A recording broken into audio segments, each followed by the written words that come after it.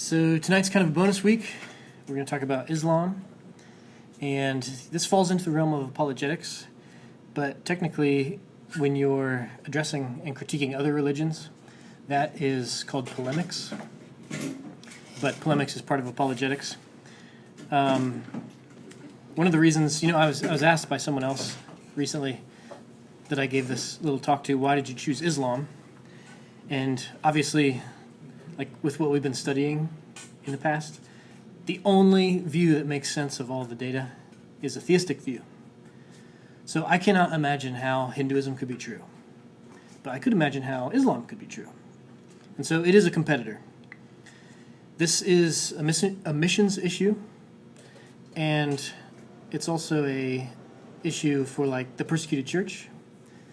The number one group that's persecuted for their faith is Christians, and the two big persecutors of Christians are communist socialist governments and Muslims.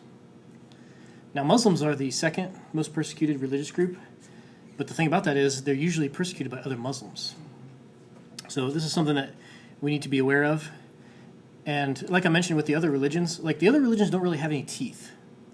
Like if I'm wrong about Hinduism, like what's the big deal? I go through one more reincarnation before I reach moksha. Like who cares? But if I'm wrong about Islam, it's eternity in hell, basically. And really, if I could be convinced that Jesus didn't die on the cross, I would look into Judaism first, and I would look into Islam second. But as we'll see tonight, I'm actually going to show some videos, do a little bit less talking, show some more videos. The idea behind that was so that it would be a little bit easier on me, but I think I'm actually going to talk more than I had planned because I just can't stop sometimes. But just talking about this topic, there are people out there who, if you so much as quote the Quran in a way that they do not like, they will accuse you of being Islamophobic or xenophobic or any other word that you slap phobic on the end of so that you can shut down discussion. I've also heard people say that this would be racist, which is strange because Islam is not a race, just so you know. But usually when you attend a class on Islam, they talk about like the 5 pillars, what Islam is, a little bit of history. We are going to go through a little bit of history, but I'm not going to like talk about all the things that you would normally get in a normal class. So really just the general information that I want to cover is that Islam is huge. It's the second most popular religion, second only to Christianity. Now, one disclaimer with that, I don't think that everybody that checks the Christian box is actually a Christian, just like I don't really believe that everybody who checks the Muslim box is actually a Muslim. And as Rafi Zacharias has pointed out, in a lot of Muslim countries, it's illegal to convert. So how would you really know who is a true believer in your religion? But if you go by the checked boxes, it's over 1.5 billion people. So that's a pretty big mission field. The majority view is the Sunni view, which would be 85 to 90%. There's also the Shia, which that would be like Iran. They are a minority. And there's also like a lot of little groups that splinter off of those. The Shia and the Sunni hate each other, and that goes all the way back to the death of Muhammad. So there's some deep division there. But they will join together in their hatred for other groups. Some people find this shocking, but actually a small minority of Muslims are actually Arab. The largest Muslim country by population is Indonesia, and the second largest is India. And I think India has more Muslims than Iraq, Iran, and Saudi Arabia combined. You don't really think of that. But I mention that because, you hear all these things on the news. You have to kind of sift through things. And recently, the U.S. government tried to restrict travel from certain nations. And people that didn't like that said that it was a Muslim ban. But I thought that was strange considering the largest Muslim populations weren't on the list. So just try to kind of remember that. It started in Arabia, but the majority of Muslims don't live in the Arab world. So I have 3 major points here tonight. The first one is just how do we understand Islam? And part of the problem is there are a lot of people talking about Islam who say really silly things. And I'll try not to be one of those people tonight. But just to give you an example, here is Larissa Hawkins. And in 2015, she caused controversy at Wheaton College, which is a Christian school, because she said that for Advent, she wanted to wear the hijab to show her solidarity with Muslims. Now, just a little caveat. I grew up a Mennonite. I like head coverings. I think they're cute. Even the bonnets, like the old-timey bonnets. So I got nothing against head coverings. I got nothing against scarves. But she ended up losing her job, and the media had a field day with that.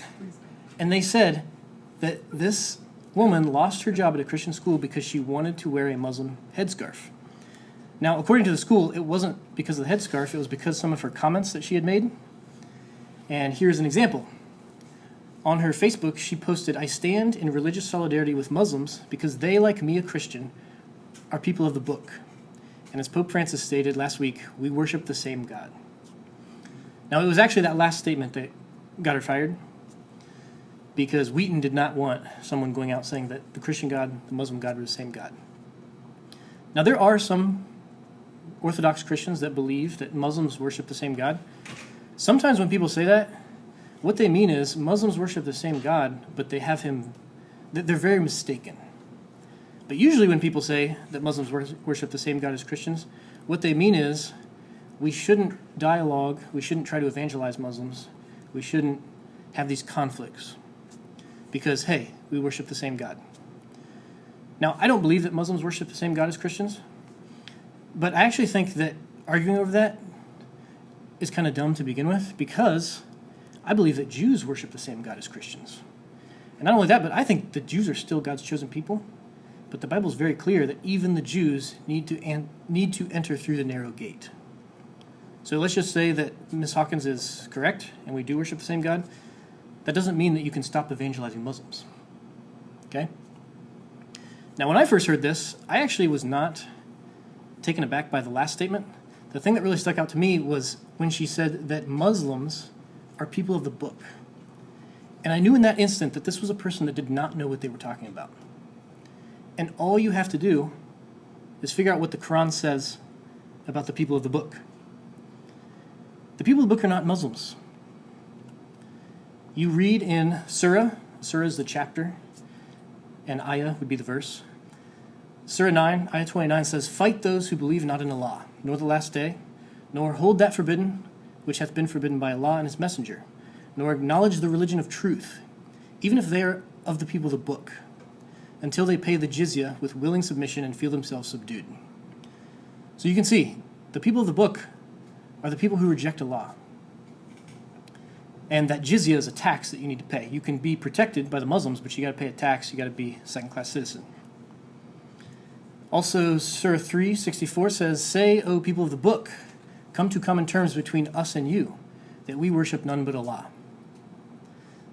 Now, I copied and pasted this from an online Quran, so all of the little grammatical idiosyncrasies, those are not mine. But as you can see, that T is not capitalized for some reason. But that we associate no partners with him, nor that we erect not from among ourselves lords and patrons other than Allah. If they turn back, say ye, bear witness that we at least are Muslims, bowing to Allah's will. This is probably the biggest example I found in Surah 4. It says, "O people of the book, commit no excess in your religion, nor say of Allah aught but the truth." Then it goes on to say, Christ Jesus, the son of Mary, was no more than an apostle of Allah, and his word which he bestowed on Mary, and a spirit proceeding from him. So believe in Allah and his apostles. Say not Trinity, desist. It will be better for you, for Allah is one Allah. Glory be to him, for exalted is he above having a son. To him belong all things in the heavens and on earth, and enough is Allah as a disposer of affairs. So you can see, he's arguing against the Christians. The people of the book are Christians or Jews, which, that's kind of a cool designation, if you think about it, like they were reading their Bibles, so they're the people of the book. But my point is, this professor said something, and it's demonstrably false. All you have to do is know what the Quran says. It's pretty simple. Now, you might be thinking, I went to college. Professors say kooky things all the time. But this problem of saying really crazy things goes across the spectrum. And so to give you an example from the other side, in 2009, there was a very well-known and influential politician who gave a speech in Cairo, Egypt. And he said in the speech, "The Holy Quran teaches that whoever kills an innocent, it is as if he has killed all mankind. And whoever saves a person, it is as if he has saved all mankind. The enduring faith of over 1 billion people is so much bigger than the narrow hatred of a few. Islam is not part of the problem in combating violent extremism. It is an important part of promoting peace." Now this one, I would not have been able to figure out on my own because I had never heard that before. But I was watching a video by a Christian apologist, and he pointed out that you should look that up in the Quran. And if you recall from previous teachings that we've gone through, that is my number one recommendation. If someone gives you a Bible verse or a Quran verse, or if they're talking about the Constitution, you have to look it up and see what it actually says. Notice there's no reference given here, but the reference is Surah 5, Ayah 32, which says, "On that account, we ordained for the children of Israel that if anyone slew a person, unless it be for murder or for spreading mischief in the land, it would be as if he had slew the whole people. And if one saved a life, it would be as if he had saved the life of the whole people." Who are the children of Israel? The Jews. So that quote is in the Quran, but it's saying this is what Jews believe. Totally changes the context. But it gets even worse. The very next ayah says, "The punishment for those who wage war against Allah and his messenger and strive with might and main for mischief through the land is execution or crucifixion or the cutting off of hands and feet on opposite sides or exile from the land. That is their disgrace in this world, and a heavy punishment is theirs in the hereafter." And this is kind of a common theme. I just went out and Googled peaceful verses in the Quran and violent verses in the Quran. And there are both. But there are times where people will quote a verse thinking that it's peaceful, much like this politician did. And when you look it up, it's actually like really terrible. Now, just because there's violence in the Quran, that has nothing to do with whether or not it's true. So don't misunderstand me here. But on this theme of misunderstanding things, my first video is the longest. This is the apologist that I mentioned. This is David Wood. He's a pretty interesting character. He is literally a psychopath. And I mean that, like he's been diagnosed as a psychopath. When he was growing up, he realized that he did not have the same feelings that normal people had. And he said one day he came to the realization that his dad needed to die. And he even says in his testimony, "My dad didn't do anything to me. I wasn't even mad at him. But I waited till he was asleep. I took a hammer, went into his room, and tried to smash his head in." Now, he ended up going to jail for that. His dad did survive, thank goodness. But he went to jail, and in jail, he met some Christians. And he liked to kick these Christians around verbally, not physically. But he met this one Christian that really took him to task. And he couldn't believe that a Christian could be smart. And he was really kind of a jerk, because whenever the Christian would fast, like say the Christian would fast for 7 days, David Wood would fast for 10. And he would faint and fall down, and he wouldn't give up his fast because he was so proud. He wanted to like beat this Christian. He even enrolled in a Bible class so that he would be able to defeat this Christian in debate. And he started studying the resurrection, and wouldn't you know it, he became a believer himself. And he met a guy that we will see later named Nabil Qureshi. He brought Nabil Qureshi to Christ. And because of that, he had to study Islam. So he says he doesn't even really like studying Islam. He'd rather go after atheists. But because of how things worked out, he's just kind of one of the experts on Islam. Now, David Wood would also say, "I have a certain audience. I'm trying to make Muslims overseas angry. And there have been people that will give their testimony. I came to Christ because I got angry at a David Wood video, and I started studying and looked into this. It looked into these claims, became a believer." So David Wood will say, "Do not talk to your Muslim friends the way I talk to Muslims on the internet. I don't talk to my own Muslim friends that way." So this video, he's not actually critiquing Islam, he's critiquing ABC News in 2020. Now, I should probably mention, this is called 20 Errors in 2020, but I edited it for time. So there's going to be like number 1, number 2, number 4. There's going to be ones that he skips. I also may have increased the speed a little bit just so we could get through a little faster. But if you notice that it's kind of skipping around, the entire video will be in the resource folder. So I'm not hiding anything, if that's what you're insinuating. But this is going to be very politically incorrect.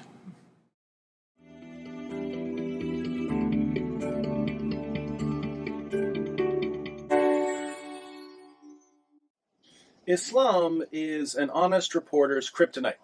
Take a seasoned journalist on a groundbreaking news program and ask him to give you the simplest, most basic information about Muhammad and the Quran.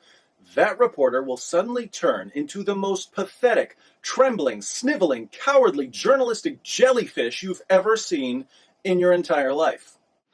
I haven't any courage at all. I even scare myself. Since all the Scooby snacks in the world won't convince anyone in the mainstream media to flee the fortress of dimitude, the task now falls to viewers like us to demand some degree of journalistic integrity.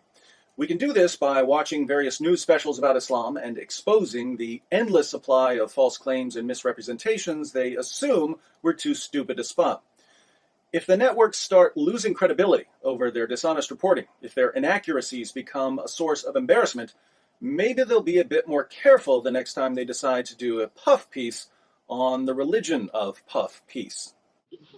Is my nose bleeding? There are plenty of news programs out there in dire need of a good public flogging, and I intend to go through as many of them as possible in the coming months. But where do we begin? Well, to keep things simple, let's go alphabetically. ABC News masterfully demonstrated what we might call the frightened ostrich method of reporting in their 2020 special, Islam, Questions and Answers. Our questions about Islam were answered by Diane Sawyer, Bill Weir, and Lama Hassan, the three blind mice of prime-time political correctness. Let's see how they run. We're just like everybody else. Being a Muslim in America, in my opinion, doesn't make me any different than anyone else. 110% American. If ABC had called this program What Westernized Muslims Believe, I wouldn't have a problem with Muslims saying we're just like everyone else. But this program is called Islam, Questions and Answers. ABC is supposedly giving us information about Islam, not about Westernized Muslims who wouldn't know the Quran from a phone book. What does Islam teach about Muslims? Chapter 3, verse 110 of the Quran says to Muslims, "You are the best of peoples ever raised up for mankind." Muslims are the best people in the world. How about Jews and Christians? Surah 98, verse 6 reads, "Verily, those who disbelieve in the religion of Islam, the Quran, and Prophet Muhammad, from among the people of the Scripture, Jews and Christians, and al-mushrikun will abide in the fire of hell. They are the worst of creatures." We are the worst of creatures. Muslims are the best of peoples. According to the Quran, then, are Muslims just like everyone else? Not a bit. ABC had a chance to explain this, but accurate information about Islam just wasn't a priority in their 2020 special on Islam. In the beginning, Adam and Eve. Though in Islam, God created them equally out of dust, not one from the other. Adam and Eve were created equally from dust, according to the Quran. Diane doesn't give us a reference for this lovely teaching, and she couldn't if she tried because the Quran doesn't say it. What does the Quran say? Surah 4:1, "O mankind, be dutiful to your Lord, who created you from a single person, Adam, and from him, Adam, he created his wife, Eve." Surah 7, 189, "It is he who hath created you from one person, and out of him produced his wife, that he might dwell with her." If that's not clear enough, in Sahih al-Bukhari 33:31, Muhammad said, "Woman is created from a rib." Are men and women created equally from dust in Islam? Only if Diane Sawyer turns out to be a higher authority than Muhammad and the Quran. Good luck with that, Diane. And also in the Quran, the heart of Islam, Muhammad's 5 pillars. Sorry, Diane, but the 5 pillars don't come from the Quran. They come from the Hadith. You won't find the Shahada in the Quran. You won't find pray 5 times a day in the Quran. You won't find a list of 5 pillars in the Quran. I'm pointing this out because this is as basic as it gets, and you're not even getting this right.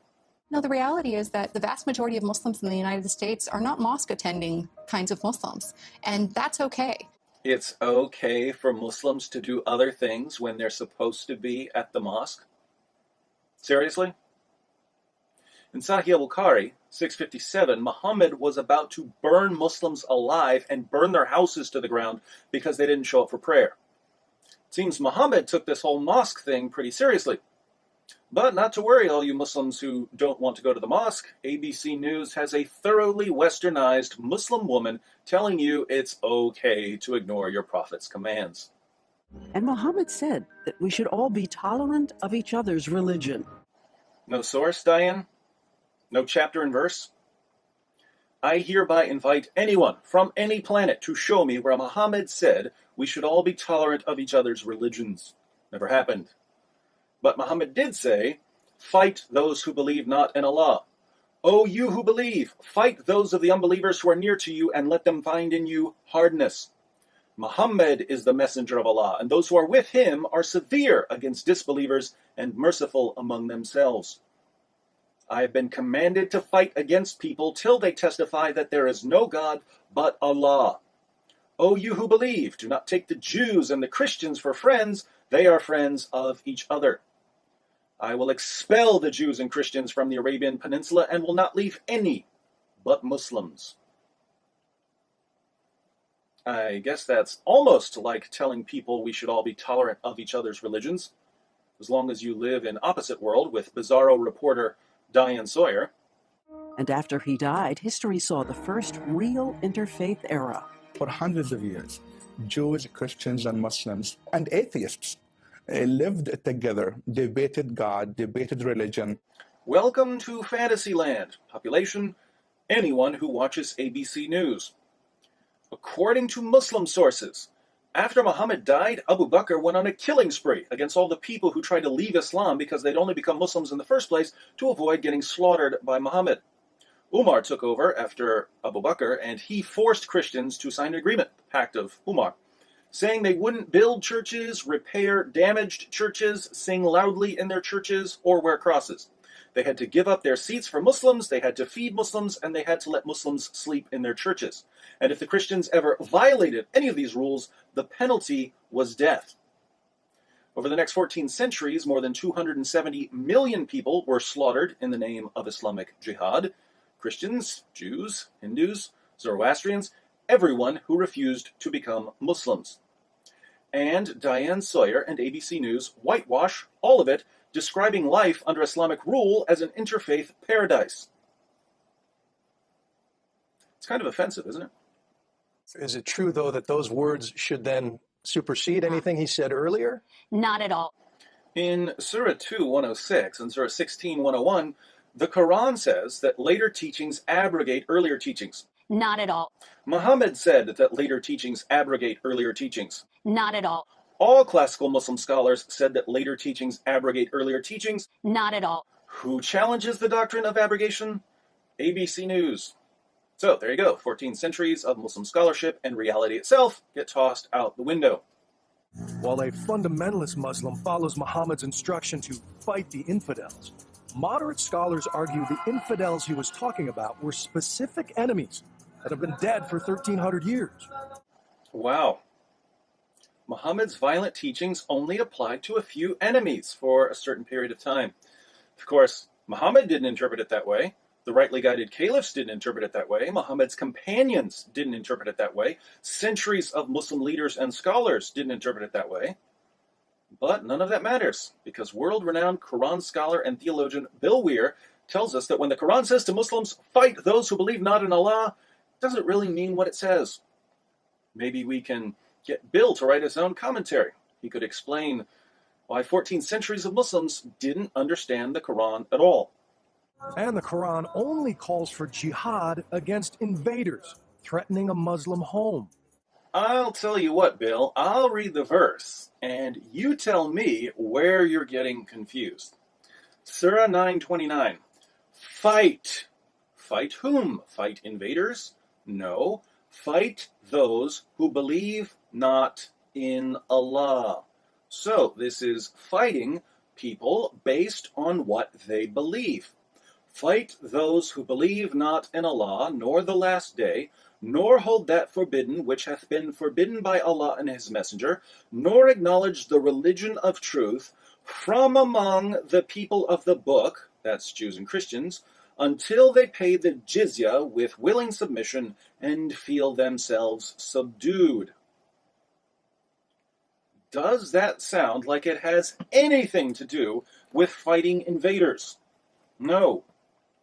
Do you know why? Because it has nothing to do with fighting invaders. It's a command to fight unbelievers.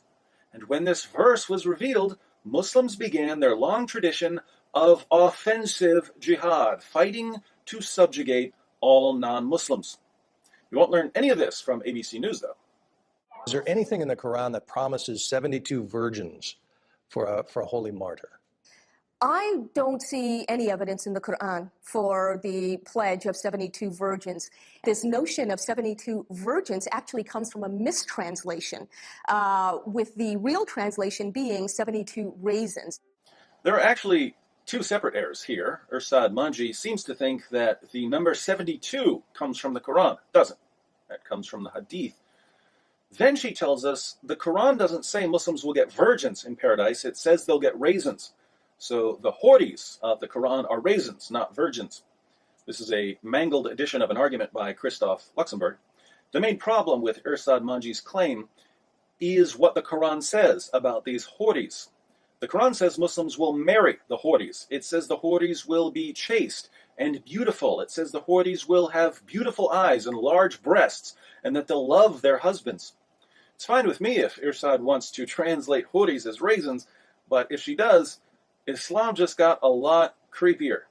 Does the Quran teach the practice of al-taqiyya, lying to non-Muslims to advance and protect Islam? According to the experts, an obscure law called al-taqiyya did allow early Muslims to deny their faith, but only under the threat of persecution. Recall the woman's question. Does the Quran teach the practice of taqiyya, deceiving non-Muslims? Unlike ABC News, I'll actually quote the Quran for you. Surah 3:28. Let not the believers take disbelievers for their friends in preference to believers. Whoso doeth that hath no connection with Allah, unless it be that ye but guard yourselves against them, taking as it were security. According to this verse, which uses a form of the word taqiyya, meaning concealment, in order to guard yourself, Muslims are not allowed to be friends with non-Muslims unless they're outnumbered and they feel like they're in danger from a stronger adversary. That's when Muslims are allowed to pretend to be friendly. One of Islam's greatest scholars, Ibn Kathir, comments, in this case, such believers are allowed to show friendship outwardly, but never inwardly. Abu Darda, one of Muhammad's companions, put it this way, we smile in the face of some people, although our hearts curse them. As for ABC's claim that taqiyya is just an obscure law for early Muslims, Muhammad's companion Al-Hasan said, taqiyya is allowed until the day of resurrection. So Muslims have a choice. They can either go with the Quran and Muhammad's companions and Islam's greatest scholars and deceive us by smiling in our faces while cursing us in their hearts, or they can go with ABC's Bill Weir, who, although he knows next to nothing about Islam, does do a remarkable impression of Putty from Seinfeld. Is Islam inherently violent? Yeah, that's right. Does Islam oppress women? Yeah, that's right. Does it advocate barbaric punishments? Yeah, that's right. Savage. A chimp's all right. High five. The Quran is very, very clear that in the eyes of God, men and women have equal rights and equal responsibilities. Surah 4:3 says that men can marry up to 4 women. Do women get to marry up to 4 men? No. Surah 4:24 says that Muslim men can have sex with their female captives and slave girls. Do women get to have sex with their male captives and slave boys? No. Surah 4:34 says that men can beat their wives into submission. Do women get to beat their husbands into submission? No. So, do men and women have equal rights and responsibilities in the Quran? No. Men and women are about as equal as hammers and nails in the Quran. The Prophet Muhammad's own beloved first wife, Khadija, was a wealthy, self-made entrepreneur.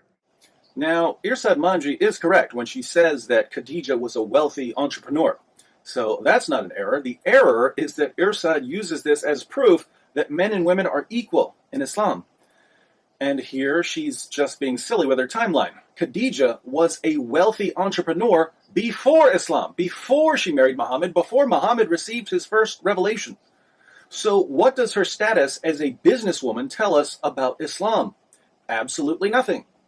If we want to learn something about women in Islam, let's listen to someone with a little more experience of life with Muhammad. In Sahih al-Bukhari, 5825, Muhammad's child bride Aisha says, "I have not seen any woman suffering as much as the believing women." According to Aisha, the mother of the faithful, the believing women, the Muslim women, were suffering more than the pagan women.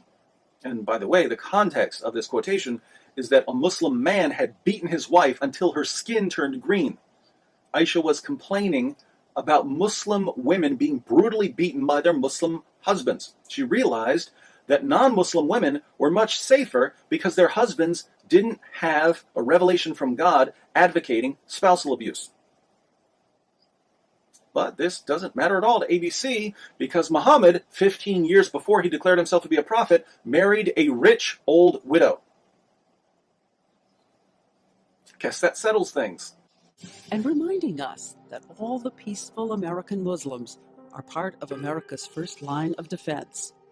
Yes, moderate, peaceful Muslims are our first line of defense against those pesky extremists. Muslims are violently subjugating Christians and other religious minorities in Egypt, Iraq, Pakistan, Sudan, Nigeria, and everywhere else Muslims have power over unbelievers.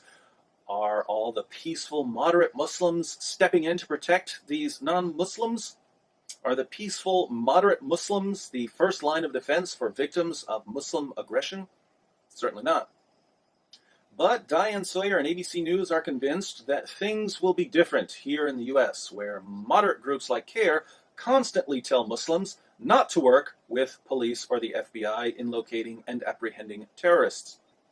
By the way, there was a bonus blunder in the clip we just saw. Notice that ABC showed us a picture of Sadiq Abdul Malik, who, according to Diane Sawyer, is one of the moderate Muslims always prepared to protect us from extremists. Sadiq supports Revolution Muslim and the Taliban. He defended Nidal Malik Hassan after the Fort Hood massacre, and he calls for the destruction of Israel. But hey, I'm sure he's quite ready to save us from all the radicals he supports. Isn't it sad that if you want accurate information about Islam, you have to get it from the internet because the major networks and their research departments with their endless trunks of money just can't seem to get anything right when they talk about Islam? If this were any other topic and ABC News made this many mistakes, they'd lose all credibility. But since the topic is Islam, it's perfectly acceptable to broadcast total nonsense in an effort to make Islam sound better than it really is. ABC News, like so many other networks, is a taqiyya amplifier. Muslims come up with soothing lies, ABC pumps them into your living room. If you're as fed up as I am, I invite you to send this video to as many people as possible. We need to start holding networks accountable for misleading and deceiving their viewers, and we can do this by drawing attention to errors and correcting them. I guess the only question now is, who's next? Oh yeah, we decided to go alphabetically. So what comes after ABC? BBC. Stay tuned.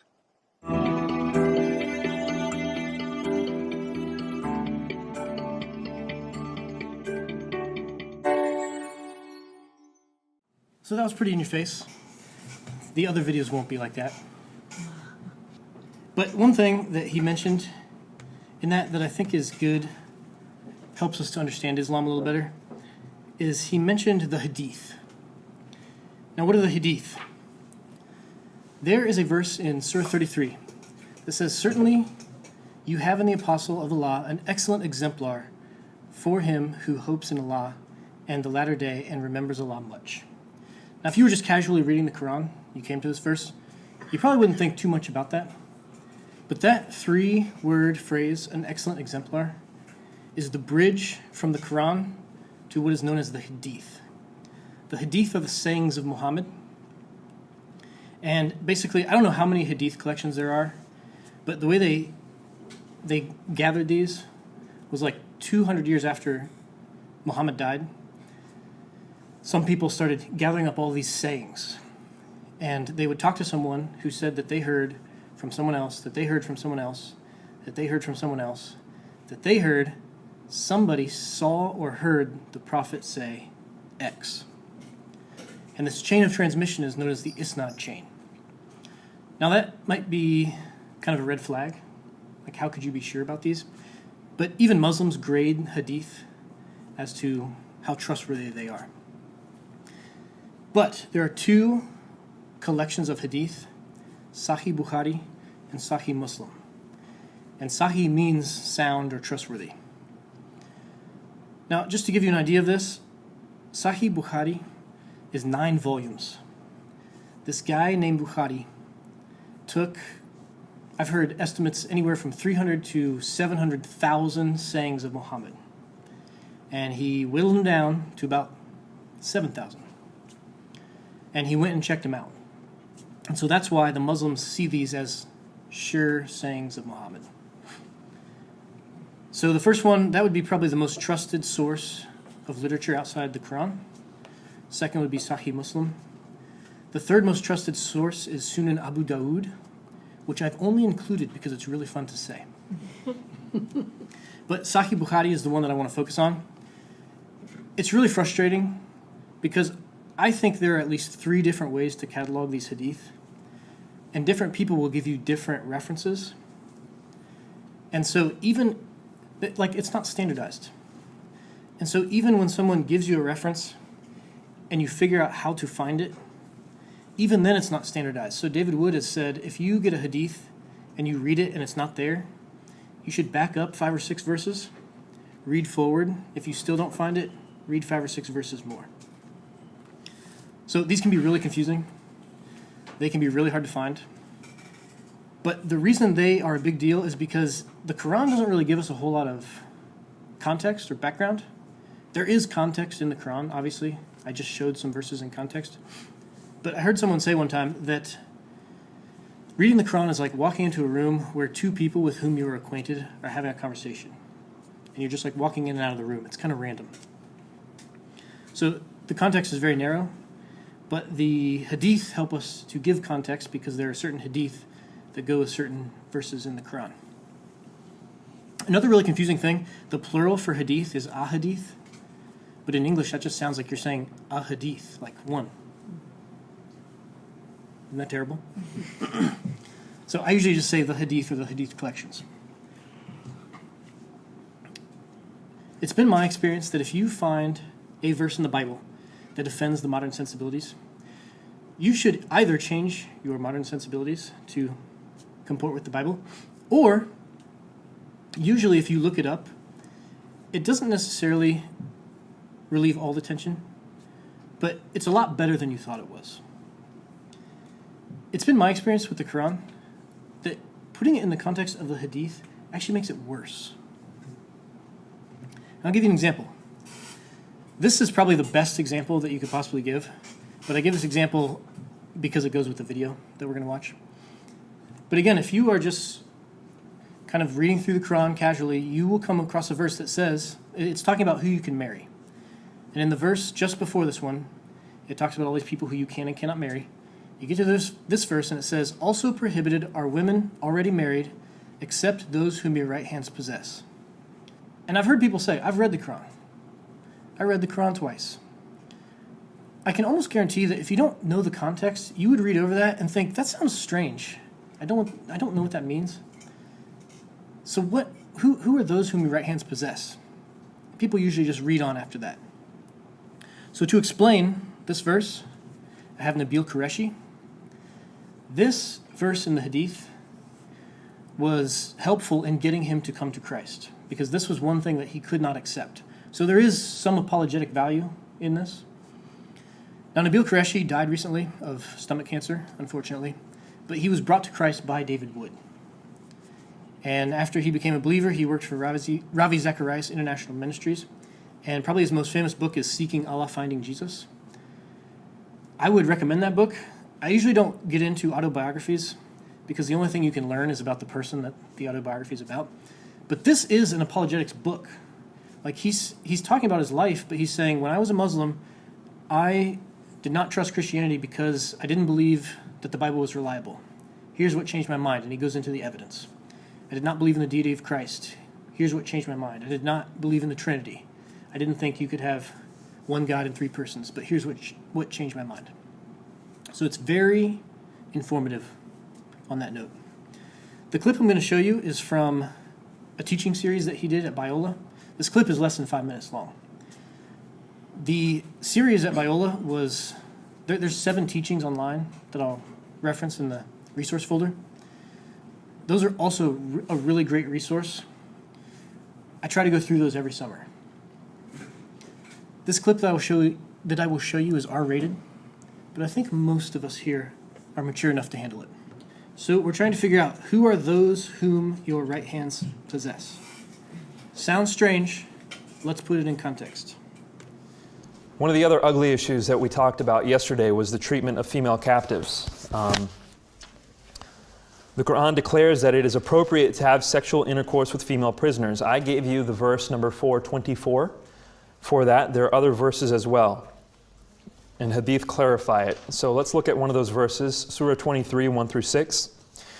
The believers must win through those who humble themselves in their prayers. This is basically giving characteristics of believers, of Muslims.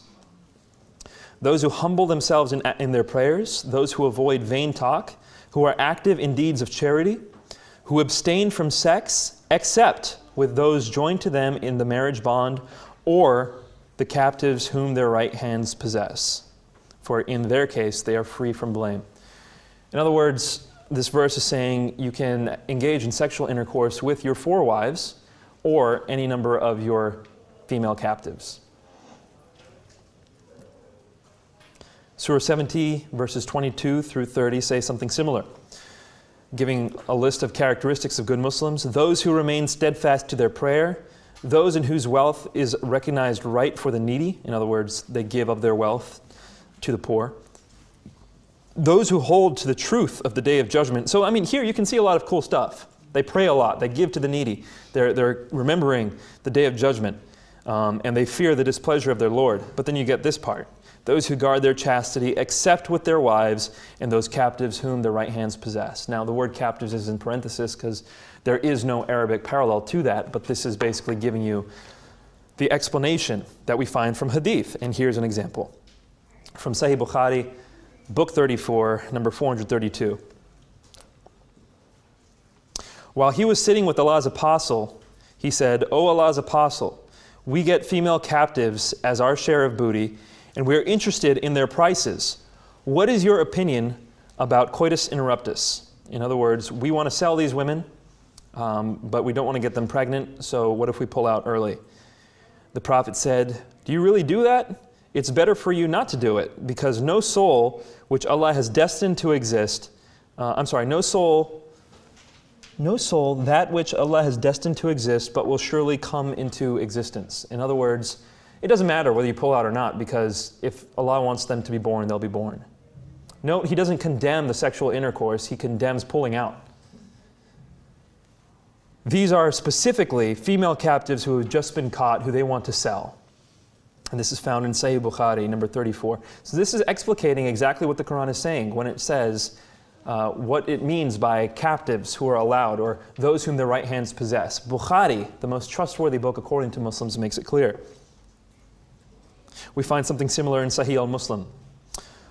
Abu Sa'id al-Khudri reported that at the Battle of Hunayn, Allah's Messenger sent an army to Autas and encountered the enemy and fought with them. Having overcome them and taken them captives, okay, so he's just captured these guys. The companions of Allah's Messenger seemed to refrain from having intercourse with the captive women because their husbands were polytheists. Okay, so they're not worried about having sex with these women for any reason except that their husbands are polytheists. They're unclean. Then Allah Most High said, don't even worry about that. And women already married except those whom your right hands possess. So he essentially said, you guys are not having sex with these women for some reason or another. Don't worry about it. Feel free to do so. That's found in Sahih al-Muslim. That, again, was the thing I simply could not overlook as a Muslim. When I was reading these sources, when I was understanding what the Quran meant, this was found in the Quran. This is found in Sahih Bukhari. This is found in Sahih Muslim. It's not something we can just throw out. It's at the most trustworthy level of Islamic history, according to Muslims. And it's just a bit too ugly. Now, I'll admit, I'm giving you like the most raw material that's out there. Obviously, your Muslim friends probably aren't going to believe this way. They probably don't even know that stuff is in there. But I do that for a couple of reasons. Number one, as you can see, like pointing that out to him helped bring him to Christ. And number two, if you listen to that teaching by Greg Koukl in the resource folder for week 1, he talked about, it was called The Intolerance of Tolerance. And he talked about how a strange thing happened after 9/11. It was almost like these Muslim terrorists came in, killed thousands of Americans, and instead of having like a reasoned dialogue where we like went through and critiqued Islam, it was almost like Muslims had a protected status. And I have listened to atheists sit around and they're supposed to be talking about Islam, but every 10 minutes, there's like a 3-hour-long dialogue between two atheists. I watched half of it, suffered through half of it, but they're supposed to be talking back and forth about Islam. Every 10 minutes, they keep bringing up Jesus. They keep bringing up the Bible, how terrible and violent the Bible is. They literally say Christianity is the most violent religion in the world. Give me a break. These people don't know what they're talking about. But obviously, this is like the worst of the worst. It's not all like that. I don't want you to get the idea that it's like it's all about killing, it's all about raping. But those things are in there. The last thing I'll show you to kind of hopefully help you understand Islam a little better. When you read through the Quran, you see verses that are very peaceful. Like Surah 109, it talks about, and I will not worship that which ye have been wont to worship, nor will ye worship that which I worship. To you be your way, to me be mine. Sounds great. And then in Surah 9, which we've seen multiple times tonight, it says, fight those who believe not in Allah or the last day. So how do we reconcile these passages? Now, a lot of Muslims, they just say, well, peace sounds better, so I'll go with the peace. Some people will just say, I like peace more, and I'm just going to go with what I like. But in that first video, David Wood talked about abrogation. I'm kind of just going to fly through this because we have one more video to watch. But the idea of abrogation, there's a verse in Surah 4 that says, none of our revelations do we abrogate or cause to be forgotten, but we substitute something better or better of similar. Knowest thou not that Allah hath power over all things? And I did copy and paste that from the internet. So I think that's supposed to be or similar. So the doctrine of abrogation, the idea is Muhammad had two major parts of his ministry, I guess you would say. In 610, he gets his first revelation. He goes to his wife, and he says that he thinks he's been possessed by a demon. She says, no, you're a prophet. Like, you should run with this. So for the first 12 years, he's in Mecca, preaching monotheism. They're polytheists. They don't like that very well. So he is a persecuted minority. I think he had less than 50 followers in that first 12 years. But then he goes to Medina. This is called the Hijrah in 622. At the time, that town was called Yathrib, but they changed it to Medina, which I think literally means the city. And the idea is this is the city of the prophet. But that is super important. That is when the Islamic calendar begins. It's not when he is born. It's not when he dies. It's when he goes to Medina. When he goes to Medina, he gets a lot of followers. He gets an army. He goes back to Mecca, conquers Mecca in 630, dies 2 years later, and the caliphs take over. Now, he's receiving revelation this whole time, supposedly from Allah through the angel Gabriel. From 610 to 622 is a lot of the stuff where you get peace, you get tolerance. from 622 to 632, he's got the power. So that's where you get a lot of the violence and the conquering, killing, etc. Now the problem is when you read the Quran, you see, like I have my violent verses in chapter 9, peaceful verses in chapter 109. But when you read the Quran, the first surah is just kind of like an opening prayer. The second surah is the longest surah.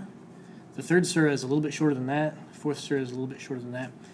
It's not totally consistent, at least in the English. It doesn't go from longest to shortest. It might in the Arabic. I have both. I just was too lazy to look it up. But it's kind of an arbitrary way to set up a book. Some people have studied when these surahs were given and tried to put them in chronological order, and you get something like this. Now notice, the most violent surah, Surah 9, comes at the end. Now, a lot of Muslims in America, they don't really pay too much attention to that, but that explains how groups like ISIS, Al-Qaeda, Boko Haram, which, let's face it, those are the most interesting groups, right? But it's those violent factions that explains, this doctrine of abrogation will help you understand what's going on in the world. Now to some real apologetic issues. This is Jay Smith. This is our last video. It's only about 15 minutes long. Jay Smith is really cool. There is an MP3 that I'll put in the resources. If you only listen to one thing in the resources, you need to listen to the interview that Jay Smith and Beth Grove did on the Unbelievable radio program. He talks about everything. He talks about missions. He talks about history. He talks about what's going on in the Muslim world. Muslims are seeing dreams and visions, coming to Christ. This guy was born in India, born and raised. I think he's a Mennonite, which, if that is true, he is the only Mennonite apologist that I know. And Dad, we're probably related to him, because, all Mennonites are related. But he studied in the U.S. He moved to the U.K. to reach Muslims. And he basically had a really interesting way of doing that. He would go to Hyde Park every Sunday. He'd go to this tourist attraction called Speaker's Corner. And basically, you can get up on a ladder. You can debate people. You can say whatever you want. You just can't have any amplification. And for 24 years, he went to Speaker's Corner, debated the Muslims, took all this information. I think he founded an apologetics institute for people trying to evangelize Muslims. But this guy knows anything and everything you would ever want to know about Islam. And he's got a really booming voice, but he's gentle about it too. What I'll show you is an interview that he did with a guy named Al-Fadi. And this is just the introduction to a series that you can watch. There are 9 videos that this is kind of like opening the door to, where they just talk about the Quran. So this is like polemics apologetics. He also did some other ones on Muhammad, the history of Islam, and there's probably about 20 on YouTube that I'll link to that you can look into. I assume that people find this as interesting as I do, so we'll see.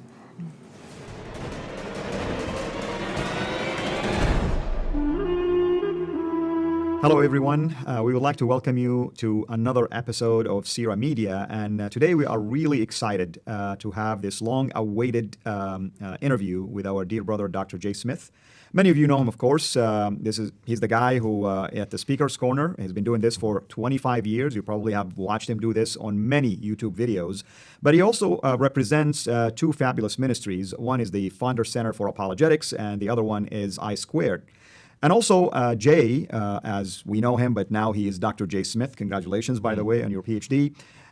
Is an apologist and a polemist also in the field of Islam. So, Jay, why don't you explain the difference between being an apologist and a polemist at the same time? Listen, thanks for having me on the show. It's great to finally be with you, Al-Fadi, and we're going to talk more about why we're here and what we're going to do. But let's start with these 2 words, because most people probably don't know what they mean. That's right. And I always like to look at a football team, an American football team. Here in America, you have really 2 teams on every team, don't you? That's correct. You have a defensive team and you have an offense. And they have really different skills.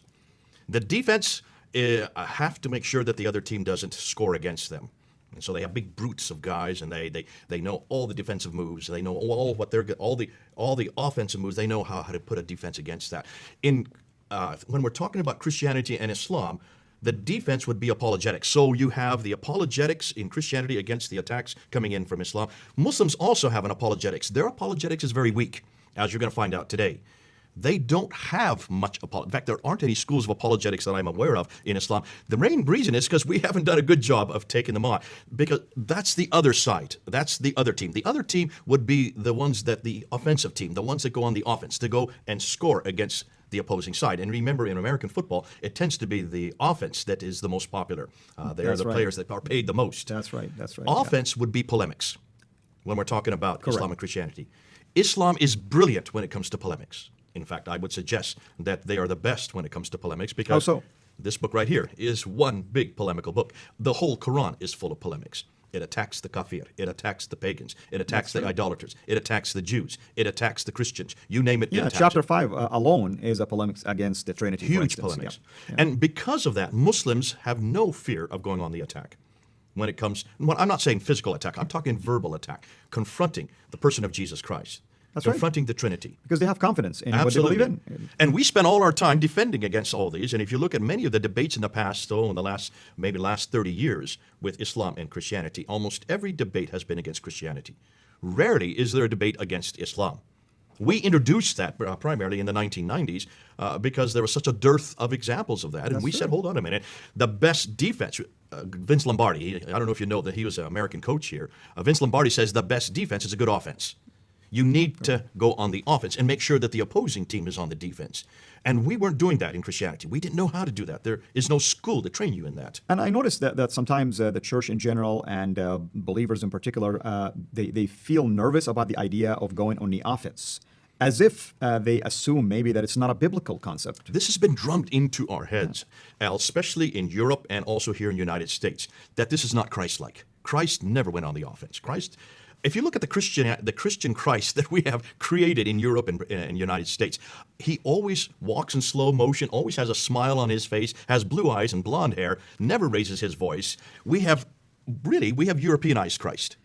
So I wonder, what is their answer, for instance, for the Matthew 23 and his attack on the Pharisees? Well, that's why we need guys like you. Yeah. We need people that come from the Middle East. We need Muslims who have come out of Islam, are well-versed in polemics, know exactly how to use it, how to employ it, and know the best strategies for using it, who have now come to the Lord, like you. You're a Saul who's become a Paul. Let me just explain what I mean. When God met Saul on the way to Damascus, he chose Saul for a reason, because Saul was, he was one of the top of his day. He was one of the greatest Jews of his time. He identified himself as a Pharisee of Pharisees. And more than that, he was very much of a polemicist.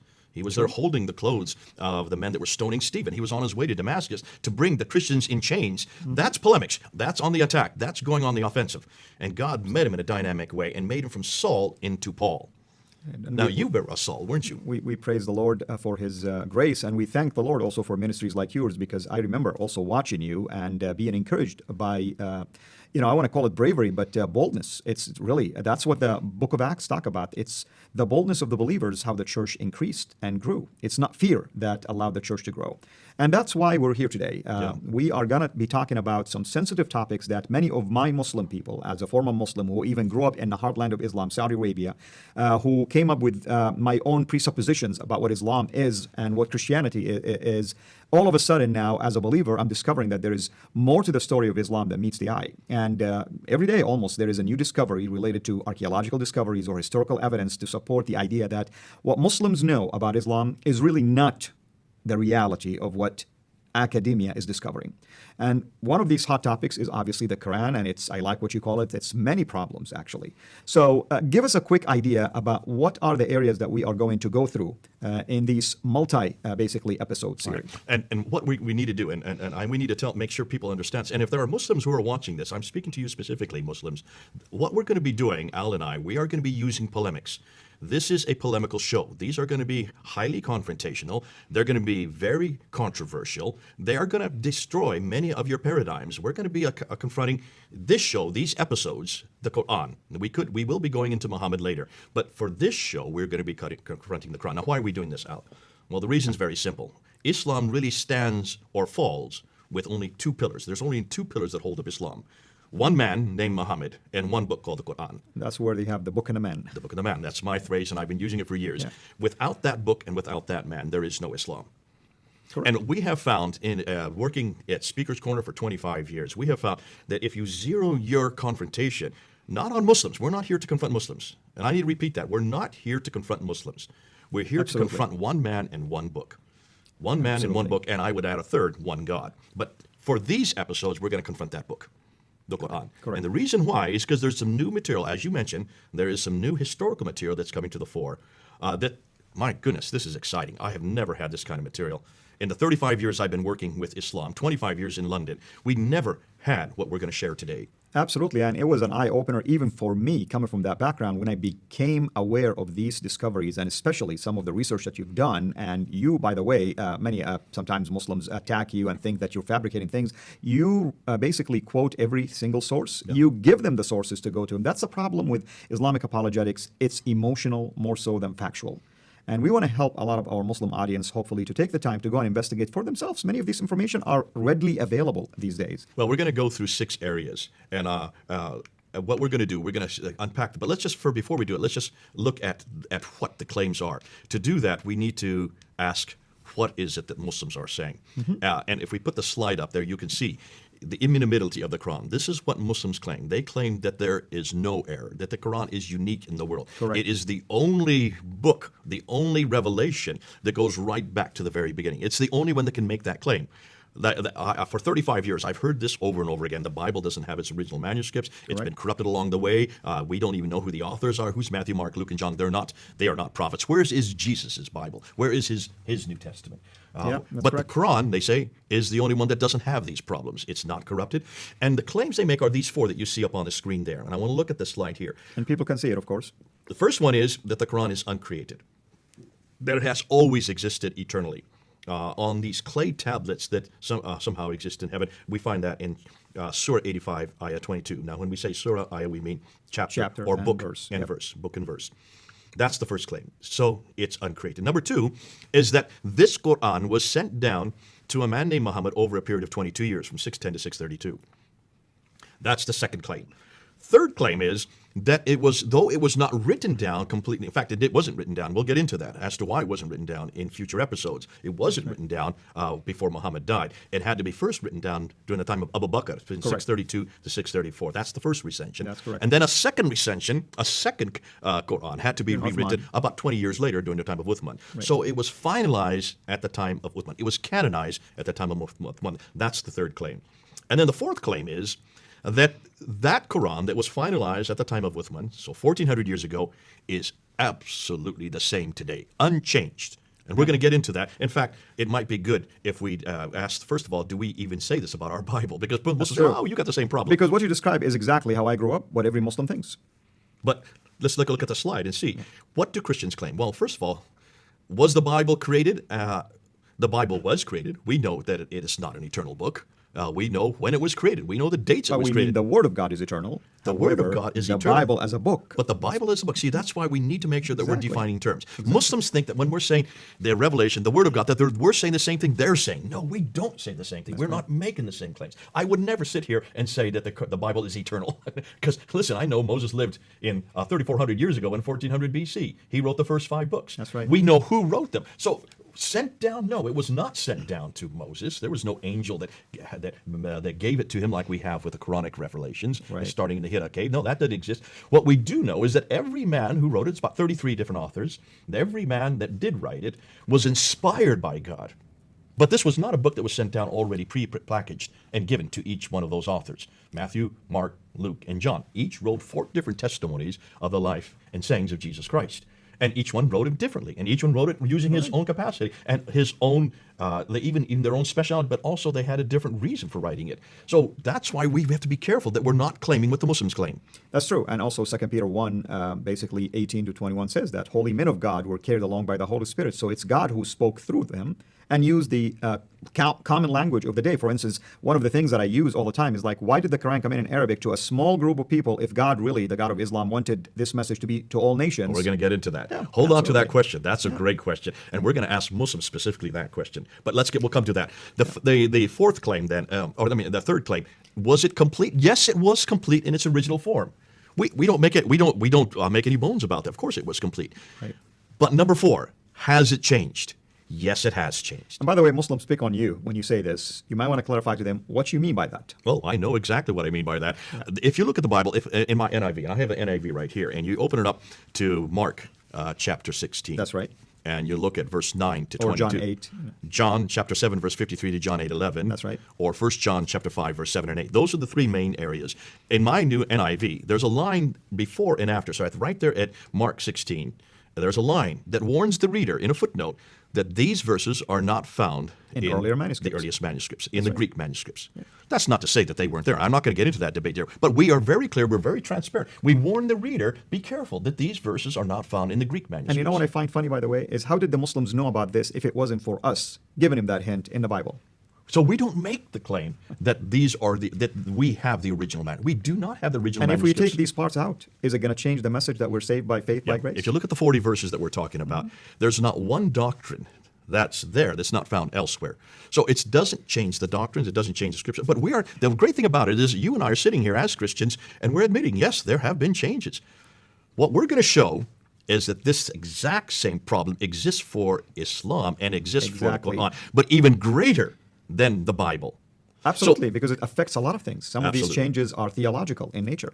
And that's why we're asking Muslims, before you make this claim that the Quran is inimitable, before you make this claim that it is eternal or sent down or that it is compiled at 1,400 years ago or that it's unchanged, before you say that, listen to what we're saying. And I hope by the end of these episodes, no more will we hear Muslims making those claims again. So, Dr. J, I know we are going to go through a number of areas that relates to the Quran and its problems. And I believe you compiled a list that we looked at, and we are going to analyze and critique each area of in this list. And I think it's about 5 or 6 different areas. Can you share more about this with our audience? Absolutely. Let's go back to the slides itself. And as you look at the slide, you will see up there the 6 areas that we are going to observe. We're going to start with the 2 compilations, the 2 recensions, the Abu Bakr compilation and the Uthmani. Those are the 2 compilations. So we'll unpack that as to why there are 2 and show some real damaging questions concerning that. Number 2, we're going to look at the 6 earliest manuscripts of the Quran. These are the 6 ones that we were introduced in 2014 in a debate I did with Dr. Shabirati and are still used as the 6 major archaic manuscripts. Then we're going to look into changes to these earliest manuscripts, looking at Dr. Dan Brubaker's material. Then we'll move into the 2 layers of the Sonopon, zeroing in probably the most damaging manuscript and the oldest of the manuscripts, the palimpsest. The 2 layers. Palimpsest means different layers of writings. That's right. And we'll move from there into the carbon dating lab reports, the claim that this Birmingham folio is the oldest Quran. We're going to confront that, show you some new research that's come out of these laboratories. And then we'll finish with the 31 different Arabic Qurans and ask the question concerning the Qirat and the Ahruf difficulties. Right. So those are the 6 areas that we're going to zero in on these episodes. Wonderful. Well, hopefully our audience and viewers in this case will enjoy these different areas. And some of them, by the way, I believe they're going to be long enough to where we might even split them into different parts. Some of them will have to do more than one episode because there's just so much material, especially I think when we get to the 6th manuscript and especially when we get to the top copy, which is going to be your expertise.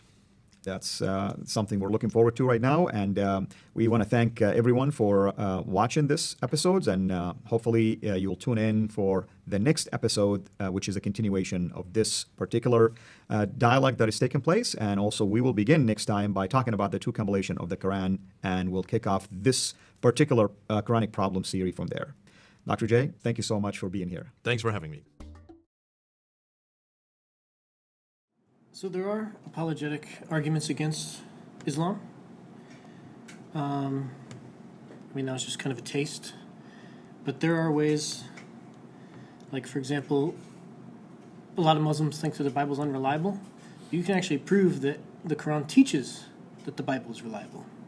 So there are certain things like that, I know probably not a whole lot of you know a whole lot of Muslims, but if you ever have a Muslim friend, you want to look into these things, those resources are there. Now that took a lot longer than I thought it would. I did have a little slide about what about violence in the Old Testament. I would point out that would be a good thing to know about. Obviously, violence is kind of a broad word. I mean, there's violence in chicken farming. Just ask Scott Miller over here. So there is violence in the Bible, but it's a different kind. Remember, Jesus said, love your enemies, turn the other cheek. I would point out, though, you want to know exactly what is taught in Scripture. Probably the craziest, most violent verse that I have no idea how to explain this other than the fact that it's part of a song. Comes from the Psalms. That very last verse, blessed shall he be who takes your little ones and dashes them against the rock. It would be good to, be aware of some of these issues, because if you're dialoguing with people about violence in the Quran, that is probably the first argument you're going to get. They're just going to turn it back to Christianity, which actually isn't an argument. That's a logical fallacy called tu quoque. Very fun to say. But I'll leave you with some good news. Muslims are coming to Christ. This is a huge mission field. There is something known as the 1040 window, which is 10 degrees above the equator and then to the 40-degree mark. The most unreached people groups live in that area. It's Northern Africa, the Middle East, etc. But those people are coming to Christ. People are disillusioned with ISIS, Al-Qaeda, Boko Haram, etc. I mentioned immigration recently. That's a hot topic in our culture. Obviously, here's my take on immigration. A country's leaders are there to protect its citizens. But I will say, Muslims coming to the West is a really great way to reach them for Christ. And I have heard of 3 different people who live in nations where refugees are coming from the Muslim world. And I've heard 3 different stories of people bringing over 100 Muslims to Christ every single year. Just one person. So people are hungry. And as I mentioned, there's this interesting phenomenon going on where Muslims are saying that they're seeing dreams, or they're seeing visions, they're having dreams. They see a man in white, he's telling them something. I was decently skeptical to begin with when I first heard that. As I've looked into it more, seems legit. Missionaries to Muslims will say, it's not the dreams that bring them to Christ. It's the dreams that get the ball rolling. They start talking to Christians. The Christians lead them to Christ. You don't get saved through a dream. Because do they put a lot of stock in dreams? They put a lot of stock in dreams. So that could be a way that God is kind of wooing them. But in the Cairo newspaper, you can no longer put an ad in the newspaper that says, have you seen a man in white in your dreams? Call this number. Because so many people were calling that number and becoming believers. I'll put a 2-part podcast from the Crescent Project just on dreams and visions. There's a guy who wrote a book. I think his name's Tom Doyle. I got it from the library. And I'm used to reading really boring things. I could not put this book down. That is not a feeling that I have often. But it was a page turner. So you're saying it's extra boring? Yeah. No, I'm saying it was really cool.